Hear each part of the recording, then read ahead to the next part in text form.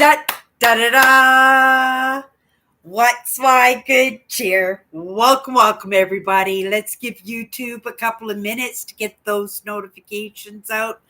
Let people know I've gone live. And in the meantime, if you've never met me before, hi, I'm Cindy. I explore the inside and the outside, and I do a little bit of experimentation. We should all be experimenting in our life, because it gives us a chance to fail, to fumble over ourselves, to maybe actually stumble on to something absolutely amazing, life saving, even. And that's what I was doing a little bit today, a little bit for my brand. I am going back to a different camera here to try it out. If you pop in, let me know how the sound is. Let me know. I can adjust the brightness in my lives. So this is something that I can experiment on a little bit tomorrow or during the course of next week. But I just thought that I wanted to just try something, anything. It's in that movement forward. It is in those baby steps that we take, those small improvements. And like I said, sometimes we mess up over and over, right? Make ourselves look like fools. Sometimes we invest money that we'll never recoup. Sometimes, we aren't realistic, right? If you hang out with me, you might be a little bit of a dreamer, right? You might think a little bit outside of the box in the way that you move, right? The way that you interact with the world that surrounds you. And this is the way that I like to look at it. And it's not being unrealistic when you do that. It's just living your own life, right? Just because somebody else doesn't get it doesn't mean that it's not right for you. It's not what is meant to be. And I have to keep remembering that, because it's not the way that I was brought up. It wasn't the way that I've been living the past 50 odd years, right? That I have been a little bit awkward in the way that I take care of myself, right? Gonna have to say one of those other reasons I think that I was invited to the party was the fact that I was willing to experiment, and I was willing to take my fair share of the blame in how things worked out, right? Grew up, remember that saying, right? It takes two to tango. And that is a truth, right? No fight can even exist. It's like putting a flame under a cup where there's no oxygen. It'll just fizzle out if there is only one player in that, right? That unintended, unwanted, unasked for, right? Contribution that we sometimes find ourselves in. And I get it. I was one of those people. I tried, but I wasn't always successful in turning the other cheek because I don't truly believe that the cheek should be turned in all circumstances. I grew up with honor thy mother and honor your father. So a lot of times when I had questions or if I thought differently, that I wasn't able to vocal that. I wasn't able to not just find my voice. I wasn't welcomed to share my voice in that. And so I'm kind of grateful that, I have my brand that, at the very least, that I can be that person for myself, right? Take those lessons in and learn to realize that I don't need to rely on permission. You know, sometimes we do need people, right?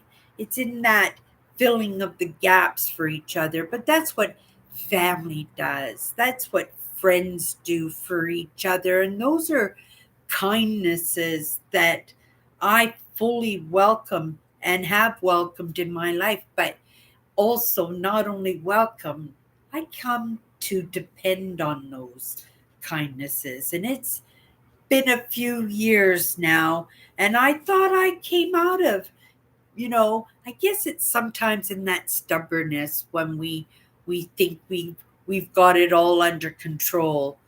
It's just because we don't want to give up the control because we don't trust anybody else, right? That we don't think other people have our best interest at our hearts.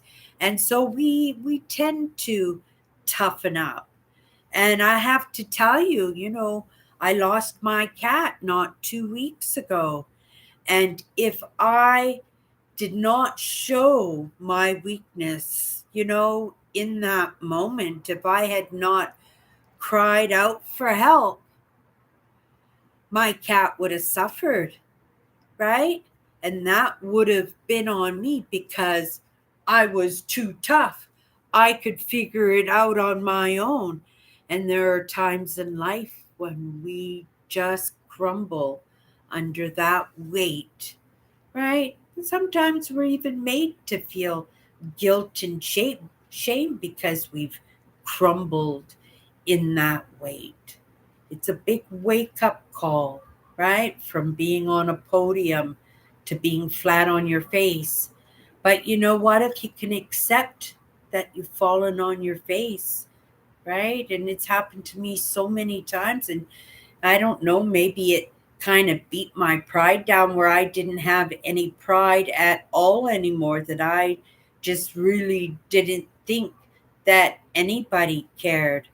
That, I did grow that armor, those scales onto my skin, and just became a little bit forlorn about letting anybody help me.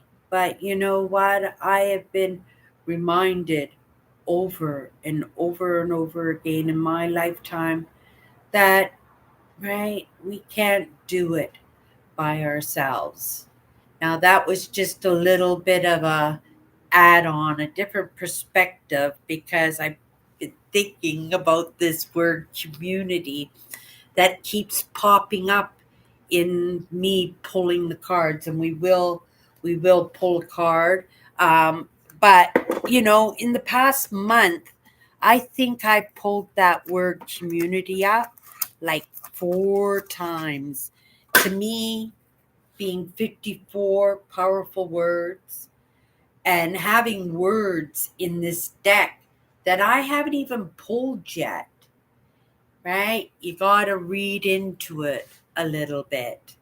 And so, keeping it in mind as I went about my day, I thought, we really don't think a lot about that community that we're actually meant to be in, right? Right? In our minds, we can think we belong somewheres, right? Or somebody can look at us and go, oh, that needs to be on our team.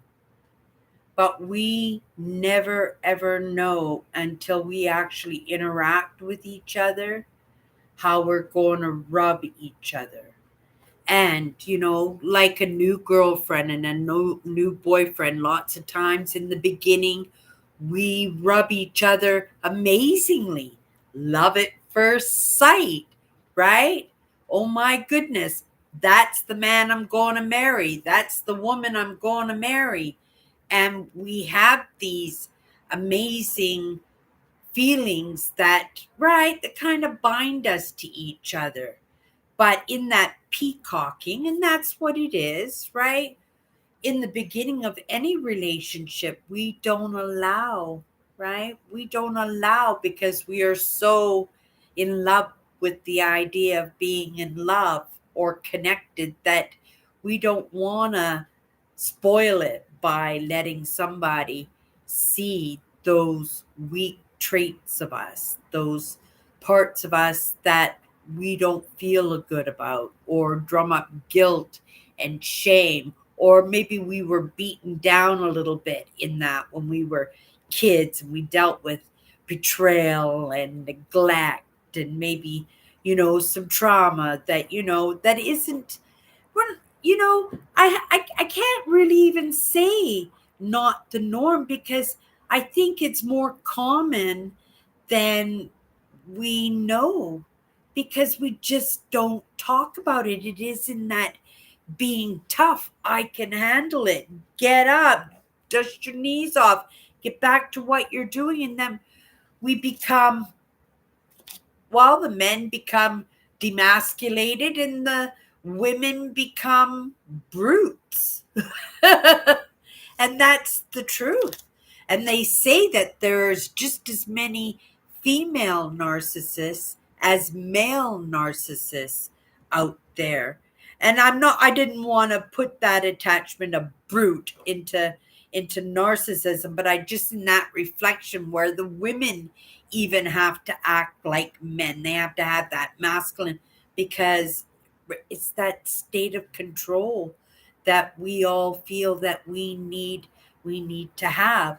And so we don't show our weak points, our unpleasant sides, right?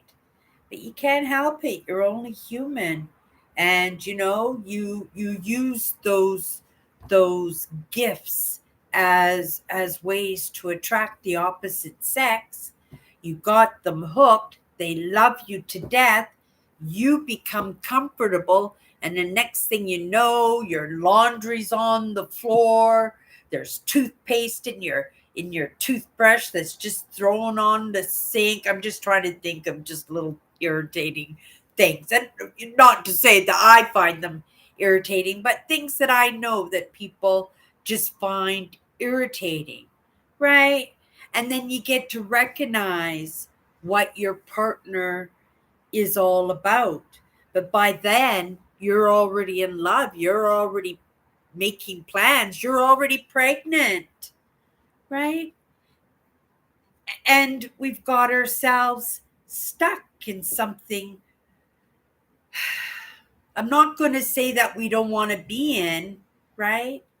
But it's definitely something that you wish was something else, right? Because when you're in love, we kind of bypass and look over people's shortcomings, right? Because we don't show what our shortcomings are. And, right, sometimes we all act a little bit tougher than we really are. And sometimes we need a little bit of a wake up call, right? To recognize who is good for us, right? Who's good for us, right? Like, we can let our hormones take you away, right? You can look for traits in somebody who's got lots of money, right? Or somebody who's going to let you have lots of kids. But you have to know for yourself what that is. You can't just say, oh my goodness, look at that bum, right? That's mine. Because, in 40 years, that bum is still going to be hanging down to the ground just like every other 40-year-old, right? So, what do you want in your partners? What do I want in my partners? Not to say that I'm looking for a partner, but if I were, right? And I have to remember, that those standards that I look for in someone have got to be, this is the kicker, they've got to be standards that you have for yourself. You know what I mean? It's not do as I say, not as I do, right? That's what you're looking for. Say to yourself, what am I looking for in my dream partner? And make that list. But you got to make sure that you're representing in those same values, those, right? That you are coming to the table, being able to bring that exact same thing. So you want to try and be that person too, right? It's only learning from our mistakes, learning from my own mistakes. I wish I had known a lot of what I have learned in the past half a dozen years or so when I got married. But I was so codependent and I was so in love with being in love, right? And it might have been a little bit of that, oh, cute bum, that's got to be mine. And if I had gone a little bit slower, right? And I might not have even had to go any slower. I might really, truly have seen, right, the shortcomings. But in that codependency, in that wanting to be in love, that that uh, appreciation of somebody appreciating you. We don't give it enough time, and then we end up with bad partners. And then who suffers? Right. Well, we're going to suffer, obviously, but in the end, it's the children, isn't it? Isn't it? Because partners should want to be with each other because that's why they're called partners. They're partners, right? You fill each other's gaps. You help each other to learn to fill each other's own gaps, right? And you take responsibility in that partnership that you can pass those values that you looked for in your partner and you learn to make sure that those were your same values. And what did you do? You were the evidence. And your kids grow up to have those values too, not because they had to, just because that's the way it is, right? And I think that's what we need for the whole world is a good set of values, right? There's a lot of differences of ideas of how things should be, right? There's still a lot of disagreements going on and uncompromising ideas.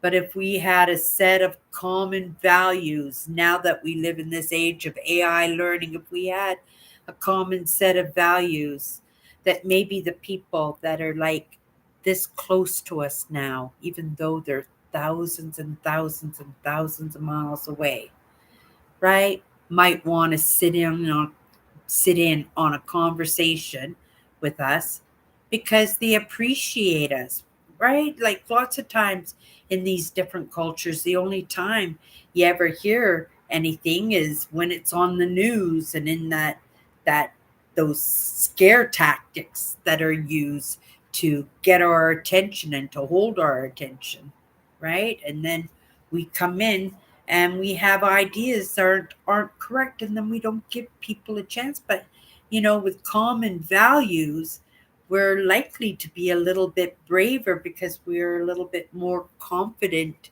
in ourselves. And even if we're not confident in ourselves, there are lots of tools in mindset that would help us to feel comfortable, right? And then slowly, right, we're going to better get along with each other. We're going to always get along with each other. No, but there are going to be times when we have to, right? When we're allies, when we have to team up to save the world, to help mankind move along in their evolution, to get us out to outer space, right? That there are going to be natural disasters, that there are going to be times that we're going to have to be together, work together, live together, merge together, right? So it's just a matter of being willing to move in those changes and just come up with better ideas. And that was one of mine, right? Common values, get mindset into the school system because it's not a true religion, right? It's just more set on etiquette and those values, to build up those values that can help us better move along, right? Lots of us are in a disadvantage, right? Because we don't have the lessons, we don't have that information. It never comes across our path, because we never walk, right? We never walk into those rooms, we never hear those conversations, right? I didn't even know what an empath was until I was 57 years old. And that sure as hell would have answered a lot of questions, right? As a teenager, as a young adult. Oh my goodness, right?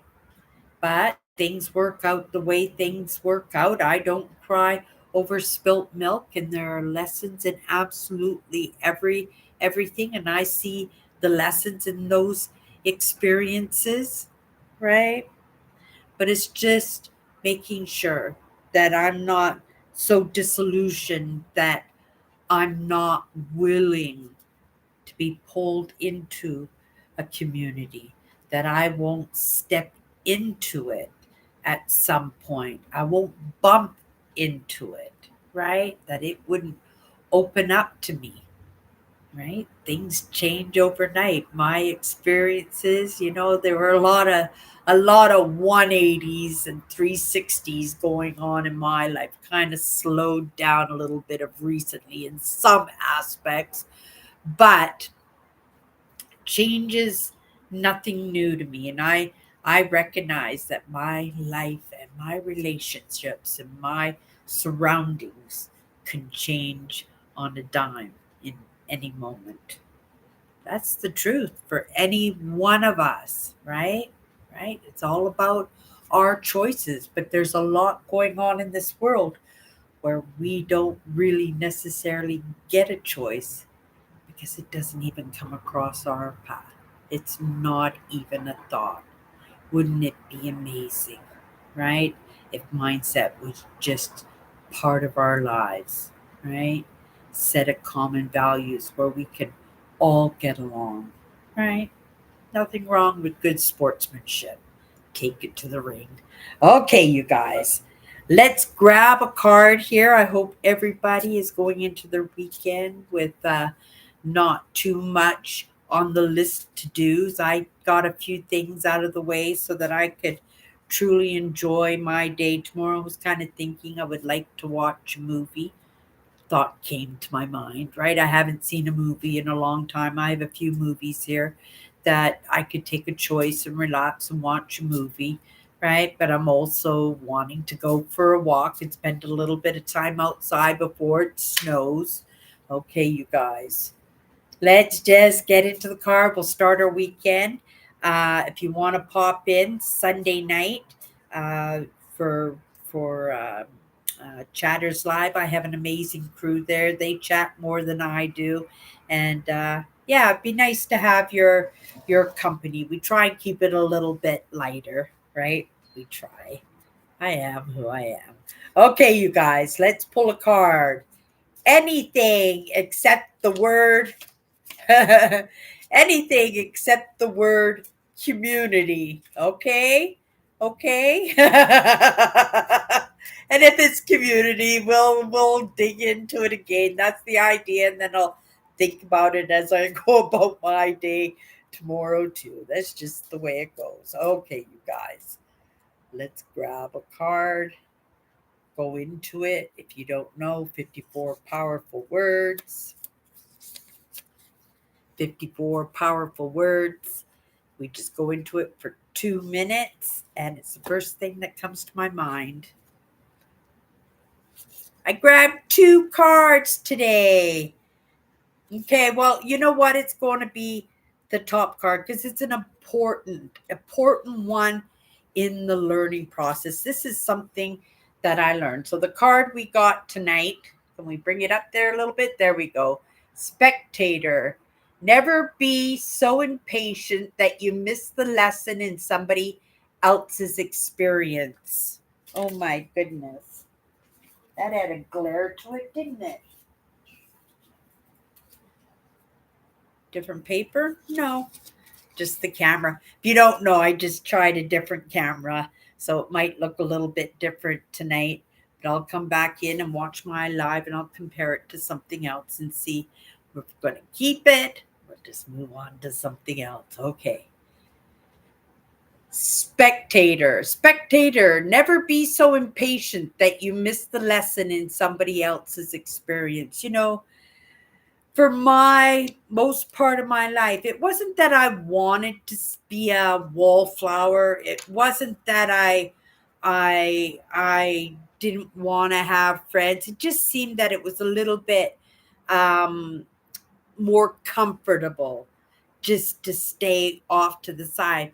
But it was kind of hard for me because I was a heavy girl, or at the very least in my mind, that's the way I thought of myself. That I was obese. That I didn't want to be seen. I became super shy. I didn't hold my hand up in class with the answers, though I thought, that I was super smart and stuff when it came to math and science. I probably would have done very well in those classes, but I was so wired into avoiding the spitballs that I didn't pay attention to actually what was going on when it came to studying and learning. I didn't do very well in school at all. So it wasn't by choice that I became a spectator. It was out of necessity. It was out of necessity for my own safety. Like again in class, I'm watching for the spitballs, right? I'm looking for getting poked. I can't even remember school, all the horrible things that those kids did, right? But that was, I'm not giving it as an excuse, but that was the 70s and the 80s, and the kids were kind of brutal. And, up until recently, now they have, bullying campaigns, and they're more attentive to the kids and the students' needs now, and they watch over them a little bit. So it's a little bit better. And also with the culturals, because, with immigration and stuff, that especially here in Canada, the school system is so multicultural, where you're not going to have those racist remarks like you would have done in the 60s, 50s and 60s and stuff. We're advancing so well in that, and we're doing so good in some aspects of our evolution. And again, we concentrate so much on what we're getting wrong and not looking at what we do get right. We get some amazing things right. There was a couple of things today I just went, wow, absolutely incredible, whether it's in science or medicine, right? That we get to learn these things that make it possible that maybe we could, right, live an extra few thousand years, right? That we might be able to resolve some of those problems, right? That might have stopped us or might stop us from truly becoming who we were really meant to be. We're right. We're not Neanderthals anymore, but we're not at the end game. Not even close. And I suspect, from the experiences of these past half a dozen years or so, that we're definitely not even close. But I think that we've stepped into this age of AI learning. It's going to make the process easier, and I think a little bit faster and efficient in its manner. And I think, in right now we're in those beginning stages that we're just going to have to iron out the kinks. But in the meantime, you ride the waves, right? You pay attention. How do you feel, right? How's everything going, right? And just pay attention to your surroundings, and like pay attention to your surroundings. But we're so distracted by what's going on in the news and our favorite television shows and stuff, that we're in our video games, that we just get so distracted, really, from having a really good look at how we're living our lives, and how we're impacting other people's lives, right? Whether it's for the good or whether it's not. right? Because that's going to be in our choices. Yeah, something else came to my mind, but we'll leave that for another day. Okay, you guys, that's my good cheer. If I don't see you Sunday, have a great weekend, and we'll see you on Monday.